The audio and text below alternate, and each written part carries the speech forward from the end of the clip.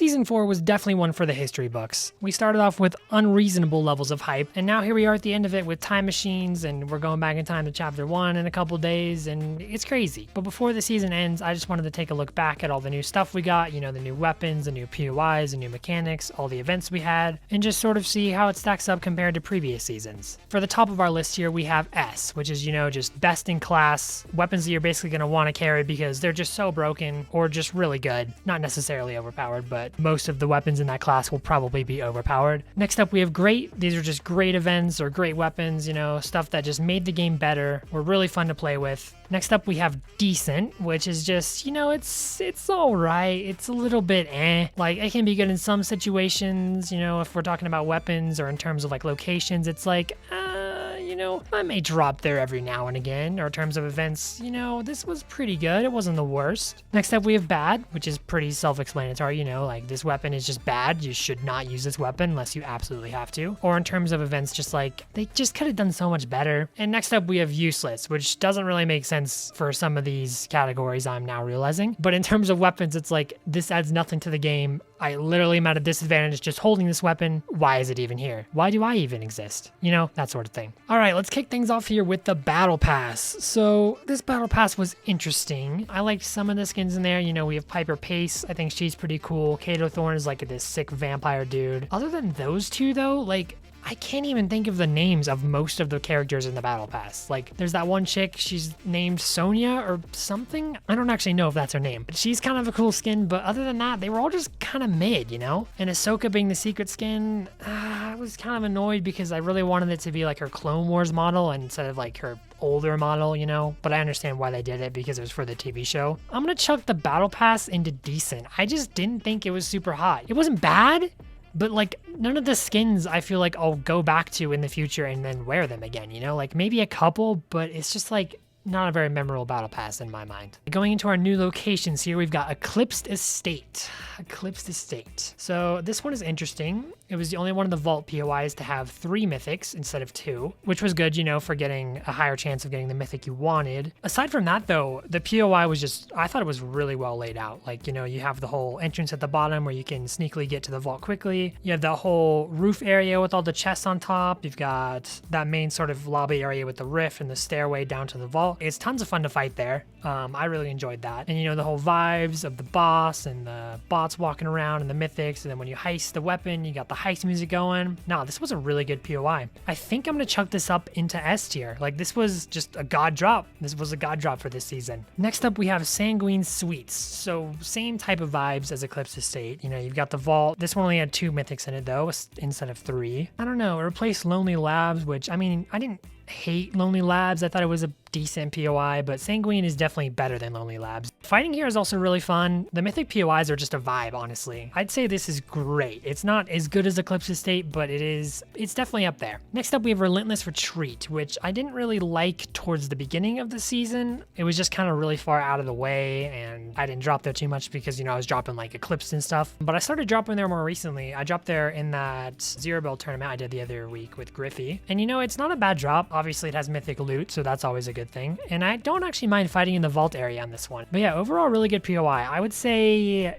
it's great as well, just behind Sanguine Suites though. I don't think it's as good as Sanguine Suites. Next up, we have the Forecast Towers. So this was like an interesting new mechanic where there'd be 3 Forecast Towers a game that would randomly spawn in set locations. And then you go up there, there'd be a boss that you kill, and he drops a key card and some slurp juice, and then you take the key card to the tower and you get to see the zones for the rest of the game. So obviously that's a really great thing to have, especially for competitive. This was absolutely huge for competitive, and even more so because the towers gave you points in competitive. I think it was like 3 points or 5 points or something like that. In pubs, it wasn't like super necessary, but it was always good. I mean, it's another way to get slurp juice. It was good. I enjoyed this mechanic. I would say it was great. This lineup kind of doesn't make sense because it's like comparing POIs with like mechanics. In terms of this, I would say it was a great feature. It was a good addition to the game. Okay, we're getting into weapons now. So the Infiltrator Pump Shotgun. So when the season first came out, I hated this gun. It's honestly offensive that this gun has the word pump in it because it is nothing like a pump shotgun. It fires basically as fast as the Maven, and the Maven is classified as an auto shotgun. So I don't know why why it's called a pump doesn't really make sense. And it doesn't even hit hard. Like if you compare the stats to the Maven does more damage, like for even rarity, and it shoots faster. So it was kind of confusing to me why you would ever pick this gun up. It has like better range than the Maven, which still doesn't really make sense because the Sharptooth also has better range than the Infiltrator. So it's like, why would you ever use the Infiltrator, you know? Honestly, this gun just didn't hit for me. It still annoys me when I pick it up and I have to use it at the start of a game. I'm gonna chuck it into bad, honestly. Like it's not a bad gun in a void, but like, why would you ever use this gun when you have the Maven and the Sharptooth in the same meta? Like it just doesn't really make sense. Like, don't use this gun. Next up, we have the Scoped Burst SMG, which, man, from the trailers, this gun looked so cool, man. It was like, oh, Scoped SMG. It's like straight from Call of Duty, you know? But when I actually got around to start using it, I was like, this thing hits like a pea shooter. Especially with the combat SMG existing in the game at the same time. Why would you ever use this gun? This gun is bad. I would say the Infiltrator is better, but this gun is trash. Do not use this gun. Please. All right, next up we have the Twin Mag Assault Rifle, which, let's be honest here, this is probably one of the most broken guns to ever enter this game. Like, I'm immediately putting this up to S tier. This thing is broken, and no one is going to change my mind on that. This AR is just insane. It's basically the Red Eye Assault Rifle, except every other clip reloads faster, and it does more damage, and it has a better sight. It's like, what? And to top that off, we also have Scoped Salvo being in the game, which is a perk that makes your scoped weapons deal more damage. And it's like, this thing is just ridiculous. Like, it has hardly any recoil, it does a ton of damage, it shoots super accurate, and the quick reload is just, this gun is broken. You should not be using any other AR this season unless it's the Foundation's MK. Like, let's just be real here. Next up, we have the Rocket Ram. This thing is sick. It did piss me off at the start of the season because I would always like go flying when someone hit me with it and die to fall damage. That was super great, but it's sort of been warming up to me more, you know? I've started using it some more in comp, and it's a good item. It's definitely not bad by any means. It's super easy to get lasered in the sky, especially with the Twin Mag AR, you know, being in the game at the same time. But overall, I'd say it's a pretty great addition. It's definitely not S tier. It's pretty balanced, I would say. We'll throw it atop a great tier. It's kind of weird to compare like locations to weapons. It doesn't really make a lot of sense, but that's where we're gonna put it. Okay, next up we have the Sticky Grenade Launcher, and oh boy, this is a bit of a mixed bag here, because on the one hand, it is really fun to use this gun. I love shooting walls and then getting the pre-fire with the shotgun. It's super satisfying to pull that off, and it's pretty tricky too. It's not like free, but at the same time, like you could get double of them and just absolutely spray and there's nothing you can do, and it's like, yeah, when it's used against you, this thing is just insane. It makes you want to uninstall your game every time. I'm gonna put it up into S tier. It's definitely, I would say it's probably more broken than the Twin Mag AR just because it's like an explosive. You don't have to be like super accurate with it, you know? They did nerf it, like they nerfed the reload time, and so you can't swap to like in your own inventory, but if you have a teammate and you both got this thing, like you just aren't winning that fight. It's kind of insane, and that's why it's an S tier. All right, next up we have the Tactical DMR. Well, you all know how I feel about the Thermal DMR. It's really bad. But the Tactical DMR, I used it a little bit when it came out, and it wasn't useless. All right, I'll say that much. Like, it wasn't terrible. It hits for pretty nasty numbers, especially when you combine it with like marksman headshots and Scoped Salvo. It does like a ton of headshot damage. It has like the variable zoom. You can zoom in or zoom out, which is cool. Super slow fire rate, which is, you know, kind of yikes, but like, I thought it was a decent weapon. Yeah, I'll chuck it into decent. It's not like you can't kill anyone if you have this gun. Like, you can definitely do some good numbers with it, but why are you not using a Twin Mag AR, you know, is the kind of vibe with this gun. Next up, we have the Woodstake Shotgun. Okay, I'm gonna be honest, I hate this gun. It's terrible. When I first saw the trailers, I thought it was like a shotgun that you had to lead your shots with, which I thought would have been kind of neat, but then I got in and used it, and it was a slug like the heavy shotgun is, which, you know, I don't mind the heavy shotgun that much, but something about this gun just didn't feel the same. Like, the heavy has that really good range, but this gun has terrible range. If you go 10 meters away from someone, you drop from 100 damage to like 30. Like, it's actually crazy. It has like a super slow reload time as well, and like, just for all that, I honestly want to chuck this into useless just because I hate it so much. But I mean, you can do some things with it technically. Like, you can kill someone with it. It's just not ideal. I'm gonna throw it into bad. I think this SMG is honestly better than it. It's just like, it's a good gun. It can be a good gun, but it's just not reliable enough to be any higher than bad, in my opinion. All right, next up we got the Katana. We have Thorn's Vampiric Blade, I think is its actual name. This is basically just the kinetic blade from season 2, except when you hit people, you get some health back. And, you know, that's kind of cool. It's like a vampire thing. I respect that. But also, it's really hard to like actually hit people with the sword and not take way more damage in the process. And it only heals like 15, I think, per hit. It's not a lot. Just for the mobility mobility of this. Like the katana is great for mobility, and there's only one of them in the game, so that makes it pretty good. I'll throw this up to great because I think it's pretty good. It's great for mobility. I love it. But personally, like the mechanic of the siphon thing, it just wasn't really implemented that well. And for that, I'm gonna chuck it into great. If it was like really good siphon, it could be S, but I just personally don't think it was that good. Next up, we have the new cars, which I believe is called like the Nitro Fang or something like that. This is like the pizza cars. It drives really fast. Like it's kind of like the Whiplashes from back in the day. And you know, they got the cool designs of the pizza, the whole theme of like the heist. They sound super cool, like their engines. I'll chuck it into decent. It's good for the game. It's not bad by any means. It's just kind of there. All right, Crash Pad Juniors. Now, I personally never use these, but I do know for FNCS in tournaments, like these are huge because you don't get like you don't get shockwaves and other stuff for mobility, so you have to use these. And especially in the global championship, I saw people using these to great effect. But just because like how useless they are in pubs, I'm gonna put them into decent. If this was like competitive strictly, it would probably be S. But just because like they're not really used in pubs, like they don't have a niche at all, I'm just gonna chuck it into decent. Next up, we have the business turret, which is quite an interesting item. I don't know how I feel about this one. It's not a bad item, I wouldn't say. Like it's cool. I love the idea of it, that you can throw down the briefcase and it pops into a turret. Like that's sweet. But it's not super useful. It's good in like zero build more so than build. It tells you like when people are nearby, you know, it can snitch on people. That's nice. I think I'll chuck it into decent, like top of decent. It's because it wasn't really like, it's not like a super good weapon, but it's also not bad. It's just like when you have it, you can make some use of it sometimes. It's pretty balanced, I would say, so I'll put it in decent. All right, next up we have the Shield Breaker EMP. Now this is a cool item. I love the idea that they've introduced all these like electronic devices, like the laser grids and the turrets and the cameras and all this stuff. There's not like a super big need for them in builds, which is mostly what I play, like because people can just build to block them, you know, they're not super good. But I did use them a little bit when I played zero build, and they are pretty useful in that because it works on overshield as well. So throwing one of these will just completely get rid of someone's overshield, which is pretty nice. I think I'll chuck these into decent as well. I'll say about here, you know, because they're not like super useful, but they're not bad or anything. So yeah. All right, next up we've got all the returning mythic items. So I thought I'd just rank them here, like how they compare against each other, because most of them were in the game at the same time. So it's interesting to see how they all stack up now. First off, we got Kids Charge Shotgun, and I'm gonna be honest, I'm definitely biased here. Like the Charge Shotgun is my favorite shotgun of all time in this game, and this one's a mythic version, which is just crazy. This is the only shotgun in the game right now that can hit for 200 damage. But yeah, this gun is sick, man. Like the season it first came out, it was great. Chapter 2, Season 3. This season it's back. It's great, especially with the first shotgun augment. Like this thing is crazy, doing like 195 body. Like this thing is wild. You already know this is going S tier. I wouldn't say it's quite as broken as the Twin Mag AR or the Sticky Launcher, but it's pretty dang good. Also, I'm gonna switch this around to the back because I think Sticky Launcher needs to be the front of S because it's just that broken. All right, next up we have the Midas Drum Gun, which, man, this thing was so good back when it first came out in Chapter 2, Season 2. But then in Chapter 2, Season 3, they changed it to Jules Drum Gun. And it was basically like a nerf version, like it did 24 instead of 25, and it shot slower, and it was just, it was still good, but it wasn't that good. And then for whatever reason this season,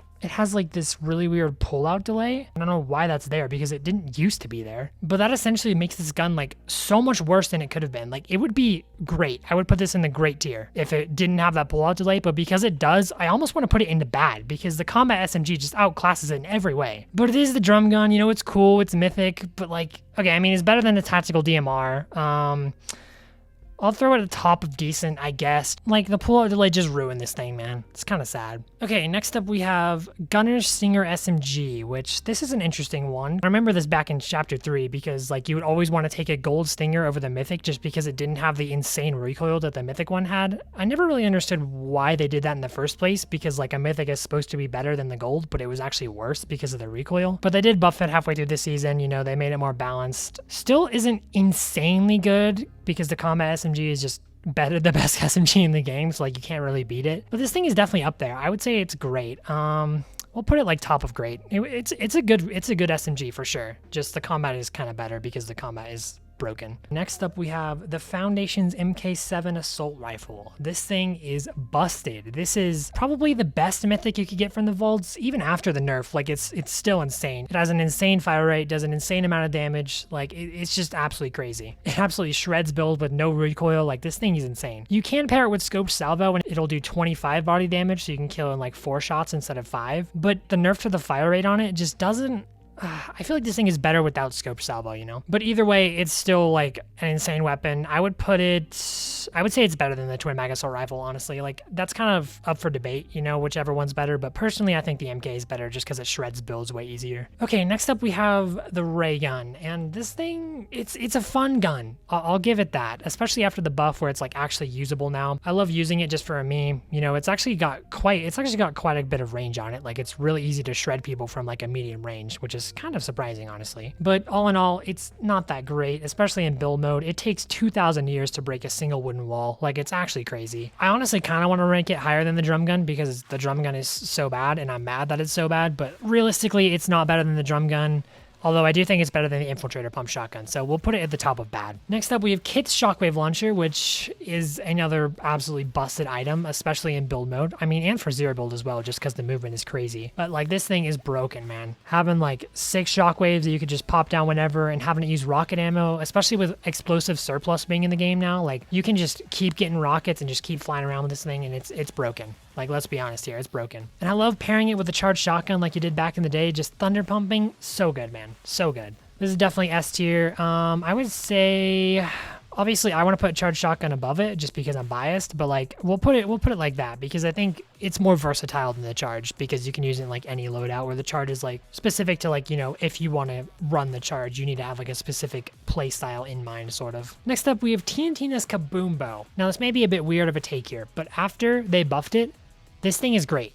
Like, this is a really solid weapon. I used it especially in zero build because I used it in that one game in that zero build cup and it was crazy. I was popping off with that thing, man. You do have to be accurate and the recharge is kind of annoying, but it recharges pretty fast now. So like you don't even have to worry about it that much unless you're like spamming it. But it's honestly a really solid gun. Just like free 100 tags all over the place. It's not necessarily better than a sniper in some cases, but I really like it. It's really fun to use. I'll throw it in great, like about there. It's a pretty good gun. Definitely better than the drum gun. More reliable, I would say, because the drum gun, pull out delay. I'm just gonna keep ragging on the drum gun because I'm so mad it has a pull-out delay now. Ocean's Bottomless Chug Jug. Now, this thing back in the day was super good, but now it's kind of iffy, Obviously, we have Slurp Juice in the game, which is the most broken med we've ever had. And this thing takes 15 seconds to pop you to full, which is about the same time for a Slurp Juice, except the Slurp Juice is over time and you only spend like 2 seconds popping it, which is an interesting comparison. But the Chug Jug is infinite, which makes it good for like team game modes. In solos, this thing is pretty useless. Like you're never going to get a chance to box up for 15 seconds. But in team game modes, when your teammates can distract for you after you get laser, the Chug Jug is actually a lifesaver sometimes when you run out of meds on the team. Just for that, I'll throw it up into great. We'll say the bottom of great, just because there's definitely some situations where it's really good. Next up is the Pizza Party, and I put this on the list because they did change it this season. They changed it to where it heals 30 shield and 5 health instead of, I think it was 25 health and shield before, but it was only up to like 50 shield or something. The 30 shield is really good to make it kind of makes it better to carry now that you can heal 30 shield up to max shield. Like it's super good to just pop 4 after you get cracked. But the 5 health is an interesting way to go about it. I'm not really sure why they did that. Obviously, I know it was for like heal offs and stuff, but it's not even in competitive this season, so I'm not sure why they nerfed it when heal offs were only a problem in competitive. Overall, it's still a great med though. Like carrying the Pizza Party, your homies can all get around you and pop the pizza. Like that's good. I'll throw it into the great tier, right above the Chug Jug. I think that's a good spot for it. Next up, we have the Ice Wall. I don't even know the guy's name. I don't watch anime, so I'm not gonna try to pronounce it. But this thing was pretty cool. It basically summons a big ice wall in front of you, like instant cover for zero build, or you can also use it to shoot players back, which is pretty funny. But overall,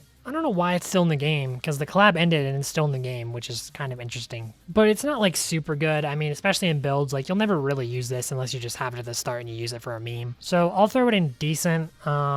About there's good, I think. We're getting into the events now. So we've got the 6th birthday party. We had obviously the birthday bus come back like it does every year, and that music just bangs, which makes this start as an S tier because the music is that good. And then we had balloons come back and that crazy augment, which we'll talk about in a second, where you jump and you get a balloon. Overall, it wasn't a bad birthday event. They just don't really seem to do much anymore. Like, I guess they put the cakes on the map too, but I feel like back in the day, they used to do way more for the birthday events. I'll throw it in a decent. Around there. Like, it was all right. It wasn't bad by any means, but it just kind of happened and it was cool. Next up is the Fortnite Mares event, which this is a more recent one, obviously, but I think it's pretty good this year. Obviously, we had the Woodstake shotgun coming in and the vampiric blade and all that, but the biggest part of this event for me was the collabs. Like, these collabs were sick. We had Michael Myers and Jack Skellington, which are like sick, especially that Michael Myers emote. Like, that is the sickest emote I think I've ever seen in this game. The one thing I didn't like about this event is that they killed Eclipse Estate. Like, you drop there now and there's no mythics. It's just Kato Thorn chilling in this thing. And I guess he drops the drum gun, but you already know what I think about the drum gun. And then he drops a sword, which is cool, but he's got like 5,000 health and he'll like vampire suck you. Like, it's a cool boss fight. Don't get me wrong. But they kind of killed Eclipse for me because the mythics were like the whole fun of the thing. And now it's just kind of Kato Thorn. I understand why they did it for like the story purposes, but it was just a downgrade from other Eclipse Estate for me. So the collabs were sick, but the actual gameplay changes, there wasn't too many. Like, aside from Eclipse Estate, we had the candy coming back, and then that's it. There was no map decorations or anything, which was kind of lame in my opinion, but it was definitely better than last year. And just for that, I'll throw it at the bottom of great, just because like it was good, just wasn't amazing, could have been better. Next up, we have the FNCS Global Championship, which I did watch live, and it was pretty entertaining, honestly. This was like the biggest event since World Cup, essentially. Overall, I thought it was a good event. It was a little disappointing because they didn't like give us a teaser for Chapter 1, even though we know it's coming anyway. Like, they gave us a teaser at World Cup for Season 10, and then last year at the Invitational, they gave us a teaser for Fracture. I thought they could have done a little bit more with it, but it was all right. I thought it was a pretty cool event. We'll chuck it somewhere in great. Like, there's fine. All right, next up, we've got the new augments, starting with On The Go Bag. This augment is honestly insane. There's a reason it's not a competitive. You just open ammo boxes or chests or anything, you get guaranteed shockwaves, slap splashes, or I believe crash pads. And honestly, that's sick. Like, you get shockwaves, you get insane movement. You get slap splashes, you get great meds and mobility. And then crash pads are kind of but I mean, the rest of the stuff is great. So this is a great perk. Like, obviously, every single container you open, even like the Nomps boxes, will give you shockwaves, and that's just dope. I wouldn't say this is an S tier perk just because like there's so much mobility you can get anyways, but it's definitely good. I would say it's about there. It's a great perk. Next up, we have the Marksman Headshots perk, which gives you more damage with marksman rifles when you shoot them in the head. Just because I never really used DMRs, and the headshot damage increase, I feel like these perks are weird because like it never really matters. The extra damage is never really enough to warrant actually using the perk. And just for that, I want to chuck it into useless. Like, it's not, obviously it's not like technically useless, but even when you hit the extra headshots, it doesn't like give you any less shots to kill, I feel like. Next up, we have the Jump Balloon perk, which I mentioned a bit earlier. If you pick this perk, your entire game was ruined, and just for that, it's going straight to useless. Like, how did this pass testing? Okay, obviously this is just a perk for fun. Every time you jump, you get a balloon. It's funny, but if you ever picked this, you were not winning the game because it just griefed you. Every time you jump, you get a balloon. Maybe sounds cool, but it is torture when you play. You just try to do jump shot. Oh, you got a balloon now. Now you're floating in the air and now you get beamed by another person. It's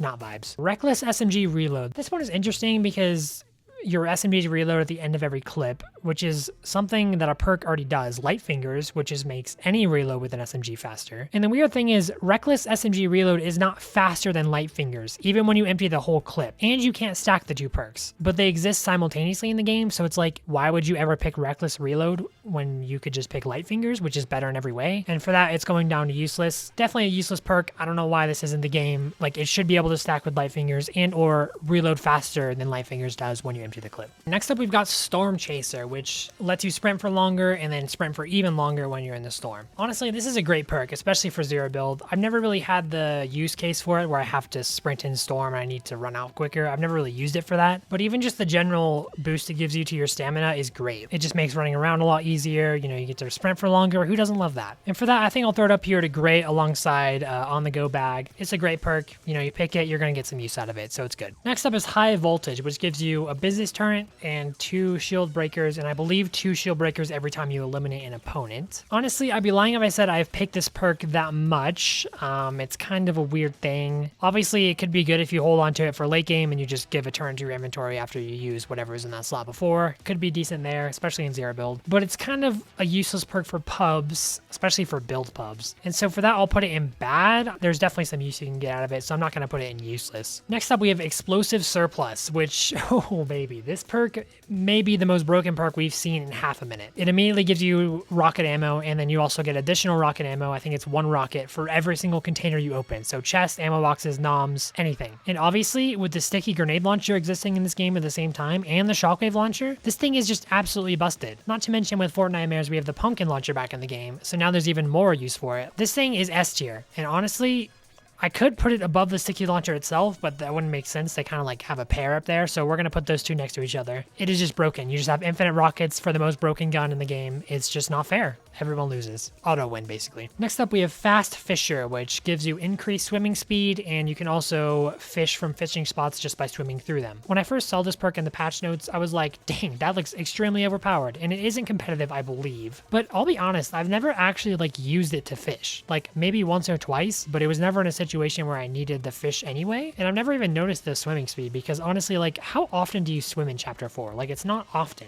especially because like most of the water in this game now I feel like is shorter than your waist depth, so you just walk through it anyway. I can see how this perk would be good for comp games, but I've never even seen it used for comp games. So I'm just gonna chuck it into like decent, like top of decent. Like I could definitely see how it's good, but I've never really seen anyone get use from it. So it's just kind of a weird situation. Next up, we have Pistol Salvo, which makes your pistols shoot slower and deal more damage. So basically scope salvo, but for pistols. This is an interesting one. The only pistol in the game, I believe, is the suppressed pistol, unless I'm missing something here. That gun is just not good. Ever since I nerfed it to have like 12 bullets instead of 16, it just hasn't been what it used to be. It used to be pretty good, but now it's just kind of useless, which makes it like, why would you ever pick this perk if it's only for that one niche gun that you never use anyway? It's kind of a weird situation. I'm gonna chuck it into useless, especially because like you want your pistols to shoot fast as well, and they always do a good amount of damage anyway, so this perk just seems like, why is that even in the game? Okay, next up we have First Shotgun, which makes your first shot of your shotgun deal more damage. Now this perk is insane, especially when combined with the charged shotgun. I believe it does 195 body. I could be wrong there. I haven't like done the science to test myself. It's really good, especially it pairs really well with the Sharp Tooth. You're going to be constantly hitting like 130 plus with that thing. Great perk, maybe a bit overpowered, but it doesn't increase max headshot damage, well, unless you're the breacher and it boost it forever 200 for a little bit, but it's pretty balanced. I would say maybe a bit overpowered. I would definitely say it's S tier either way. So we'll chuck it up here next to the charged shotgun just because it pairs. I'm gonna put it above the charge because it works with like every shotgun. It's kind of like a weird synergy thing, but yeah, great perk. This next one is Ammo Drop, which I believe gives you some ammo immediately and then also extra ammo when you eliminate an opponent. I don't know why this perk was in the game. The ammo perks are weird because like outside of comp, you would never really need them. And even in comp, you don't really need them either. I'm gonna put this into useless because like, why would you ever use this? It just doesn't make sense to pick these ammo perks. Like they sound good sometimes, but most of the time they're just kind of useless. Why are you using this, bro? Just don't. And last but not least, we have Sniper Striker, which is an augment that gives you siphon when you hit someone with a sniper rifle. And when I first saw this perk, I was like, this is sick. This rewards sniping. This is great. But then I got into actually use it and I found out that you only get like 25 health or shield when you snipe someone for 100 damage. And I'm like, what? 25? Like hitting a snipe is huge. And okay, maybe now that I think about it, like getting more than 25 would be broken. It might even be less than 25. It might be 15. I don't even remember, honestly. I don't pick this anymore because it's bad. I feel like it just should be more, you know, for hitting a snipe, like especially if it's a clean headshot, you should get like at least 100, sorry, not 200. And maybe you do. I don't know if I've actually gotten a headshot snipe while using this perk and like not being at full health, so I can't say that for sure. But overall, this perk just wasn't good. I was expecting it to be way better and it just wasn't. I'll chuck this down here in a bad just because it's like, I don't know, man. There's just so many perks this season that were just like not great. And here's the final result. I can maybe see moving a couple things around, like, you know, charge shotgun to the front, obviously. I'm kidding. But honestly, switching the ray gun for the drum gun doesn't seem like that bad of an idea. The drum gun is so bad, man. Other than that, though, this is my official ranking of everything in Season 4. I hope you guys enjoyed watching this, and let me know if you want to see more tier lists in the future. I'd be down to do this for every season. But until then, I'll see you guys with my new videos on Fortnite Chapter 1's return. So, see you then. Peace out.